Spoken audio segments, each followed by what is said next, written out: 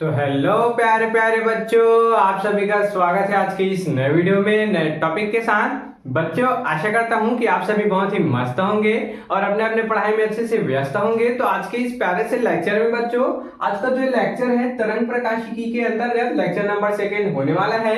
पहले लेक्चर में बच्चों व्यतिकरण क्या होते हैं, उसके शर्तें क्या होते हैं उसको जाने थे। आज के इस वीडियो में बच्चों, आज के इस लेक्चर 2 में हम लोग व्यतिकरण एवं उसके जो प्रकार होते हैं उसके बारे में जानकारी देने वाले हैं। तो आप इस वीडियो में अंत तक जरूर से बने रहिएगा, क्योंकि ये जो टॉपिक है आपके बोर्ड एग्जाम में 3 नंबर में कहीं ना कहीं जरूर से पूछ लिया जाता है। तो ये टॉपिक बच्चों थोड़ा थ्योरिकल होने वाला है, थ्योरिकल के साथ साथ ये बहुत ही इंपॉर्टेंट है। इस कारण आप इस वीडियो को अंत तक जरूर से देखिएगा। आपको ये जो प्रकाश का व्यतिकरण है और इसके जो 2 प्रकार है वह आसानी से समझ में आ जाने वाला है। तो चलिए बच्चों, पिछले वीडियो में हम लोग प्रकाश के व्यतिकरण को समझे थे।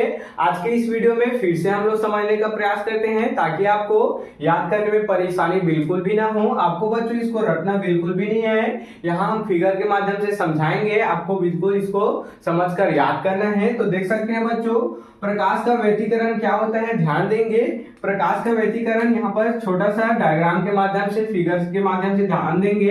देख सकते हैं बच्चों, ये क्या है, एक तरंग है। इसी प्रकार से प्लस एक और तरंग है, देख सकते हैं, प्लस एक और क्या है बच्चों, प्रकाश किरण मान लेते हैं या फिर तरंग मान लेते हैं, देख सकते हैं। तो जब दोनों प्रकाश की जो किरण होती है वह एक ही माध्यम में गमन करती है और इसकी जो बच्चों आवृत्ति होती है दोनों की समान होती है, किसी भी का कम या फिर ज्यादा नहीं होता है। तो जब ये दोनों मिल जाती है, अध्यारोपित हो जाती है, तो इसके पश्चात बच्चों जो हमको प्राप्त होता है इसे ही क्या कह देते हैं, इस घटना को ही हम लोग व्यतिकरण की घटना कह देते हैं, जो कि 2 प्रकार के होते हैं। पहला संपोषी, दूसरा विनाशी व्यतिकरण। तो चलिए बच्चों, अब इसी को हम लोग परिभाषा के माध्यम से आपको और समझाने का प्रयास करेंगे। इसी को यहाँ पर लिखे हैं, क्या बोला गया, जब समान आवृत्ति के 2 प्रकाश तरंगे किसी माध्यम में एक ही दिशा में क्या करती है, गमन करती है। देख सकते हैं यह कोई माध्यम है, उसमें एक ही दिशा में जब दोनों प्रकाश किरण गमन करती है तो उसके अध्यारोपण के फलस्वरूप, अध्यारोपण क्या होता है बच्चों, आपस में मिल जाना ही क्या कहलाता है, अध्यारोपण कहलाता है। आपस में रोपण हो जाना है, उसी को अध्यारोपण कहते हैं। तो आपस में जब अध्यारोपण होती है तो उसके फलस्वरूप प्रकाश तीव्रता में क्या हो जाती है, परिवर्तन हो जाती है। इसकी तीव्रता में परिवर्तन हो जाता है। इस घटना को ही प्रकाश का व्यतिकरण कहते हैं। ये मुख्यतः कितने प्रकार के होते हैं बच्चों, 2 प्रकार से होते हैं। ध्यान देंगे, इसको अब हम लोग बच्चों मिटा देते हैं, क्योंकि यहाँ पर हम लोग संपोषी और विनाशी व्यतिकरण का जो यहाँ पर फिगर आएगा उसको बनाएंगे, ताकि आपको आसानी से समझ में आ जाए। देख सकते हैं क्या बोला गया है, ये मुख्यतः कितने प्रकार के होते हैं बच्चों, ये मुख्यतः 2 प्रकार के होते हैं। सबसे पहला क्या है, संपोषी व्यतिकरण, दूसरा क्या है, विनाशी व्यतिकरण। अब ध्यान देंगे बच्चों, यहाँ पर ध्यान देंगे, संपोषी व्यतिकरण क्या होता है, यहाँ पर 2 प्रकाश तरंगे बना लेते हैं हम लोग, थोड़ा सा छोटा कर लेते हैं। देख सकते हैं बच्चों, ये एक हो गया और दूसरा यहीं पास और बना लेते हैं। दोनों की बच्चों जो आवृत्ति है वह समान है। आवृत्ति किसको कहते हैं बच्चों, इसको क्या कहते हैं, ये जो दूरी है उसको आयाम कहते हैं। इसको क्या कहते हैं हम लोग, आवृत्ति कह देते हैं। इसको आवृत्ति यहाँ पर कह देते हैं। देख सकते हैं इसमें भी वही है, ये आयाम है, ये यहाँ पर क्या है बच्चों, आवृत्ति है। अब देख सकते हैं संपोषी व्यतिकरण क्या होती है, जब 2 समान आवृत्ति की जो प्रकाश तरंगे होती है वह आपस में श्रृंग से और गर्त से मिल जाती है, तो जो बनती है बच्चों उसी को संपोषी व्यतिकरण कहते हैं। इसके फलस्वरूप जो बनती है उस घटना को ही क्या कहते हैं, संपोषी व्यतिकरण कहते हैं। ये क्या हो गया बच्चों, ये किसी भी तरंग का यहाँ पर श्रृंग हो गया, नीचे वाले हिस्से को इसको क्या कहते हैं, इसको गर्त बोल देते हैं। वैसे ही इसमें भी है बच्चों। तो संपोषी व्यतिकरण में क्या होती है, एक प्रकाश तरंग का श्रृंग दूसरे प्रकाश तरंग के श्रृंग से क्या हो जाता है बच्चों, मिल जाता है। ये भी क्या है बच्चों, श्रृंग है, ये इसका क्या है, गर्त है। तो एक प्रकाश तरंग के दूसरे प्रकाश तरंग के श्रृंग से जब मिल जाती है तो उसके पश्चात जो बनता है बच्चों, इसके पश्चात इधर जो बनता है इसी को क्या कहते हैं, इसी घटना को संपोषी व्यतिकरण कहते हैं। देख सकते हैं कुछ इस प्रकार से बच्चों दोनों मिल जाते हैं, दोनों तरंगे कुछ इस प्रकार से आपस में मिल जाते हैं।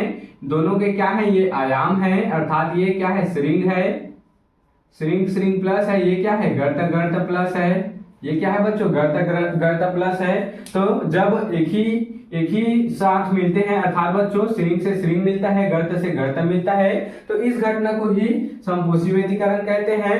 और इसी प्रकार से बच्चों चलिए इसको परिभाषा के माध्यम से समझ लेते हैं। वही लिखा है यहाँ पर, जब समान आवृत्ति की दो तरंगे किसी बिंदु पर समान कला में अध्यारोपित होती है, देख सकते हैं क्या बोला गया, जब समान आवृत्ति की दो तरंगे, यहाँ पर देख सकते हैं समान आवृत्ति की दो तरंगे है और समान कला में अध्यारोपित होती है, अर्थात बच्चों समान कला में श्रृंग कला है तो श्रृंग कला से होंगी, गर्त कला है तो गर्त कला से होंगी, तो अध्यारोपित होती है। अर्थात जब दोनों तरंगों का श्रृंग या फिर बच्चों श्रृंग या गर्त एक साथ पढ़ते हैं, देख सकते हैं श्रृंग या गर्त दोनों के एक साथ पढ़ते हैं, तो इस संपोषी व्यतिकरण कहते हैं। तो बच्चों इसे संपोषी व्यतिकरण यहाँ पर कह दिया जाता है। इसी प्रकार से बच्चों दूसरा विनाशी व्यतिकरण है।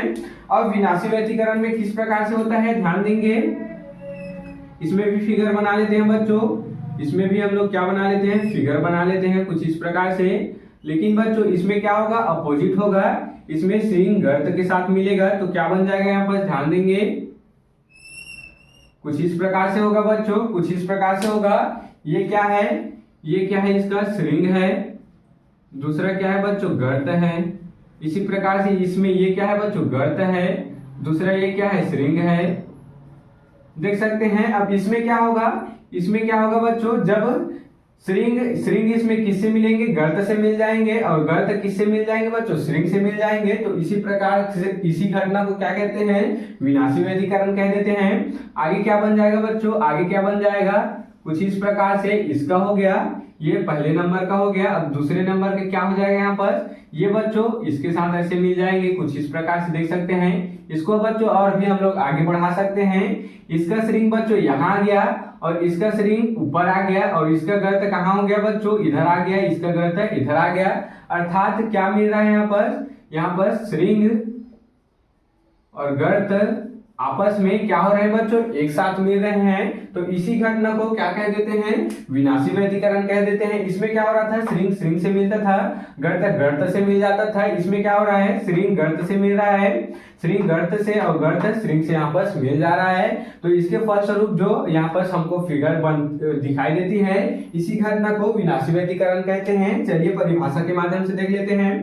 जब समान आवृत्ति की दो तरंगे किसी बिंदु पर विपरीत कला में अध्यारोपित होती है, क्या बोला गया बच्चों, इसमें समान कला में होता था, इसमें विपरीत कला में, इसमें श्रृंग होता था, इसमें क्या होता है, श्रृंग और गर्त होता है।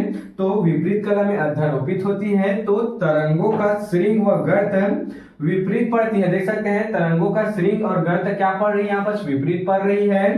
तो इस प्रकार के व्यतिकरण को ही विनाशी व्यतिकरण यहाँ पर कह दिया जाता है। तो इस प्रकार से बच्चों आज के इस प्यारे से लेक्चर में हम लोग लेक्चर नंबर 2 में व्यतिकरण एवं उसके दो प्रकार को समझ चुके हैं। आप इसके स्क्रीनशॉट यहाँ पर आसानी से ले सकते हैं। तो बच्चों आशा करता हूं कि आपको यह टॉपिक जरूर से समझ में आया होगा, और ऐसे ही और इम्पोर्टेंट टॉपिक के लिए मेरे चैनल में बने रहिएगा। अगर आप इस चैनल में नए हो तो इसको जल्दी से सब्सक्राइब करके बेल वाले आइकन को दबाकर प्रेस कर लीजिएगा। तो चलिए बच्चों फिर मिलते हैं किसी नेक्स्ट वीडियो में नए टॉपिक के साथ। तब तक के लिए जय हिंद, जय भारत।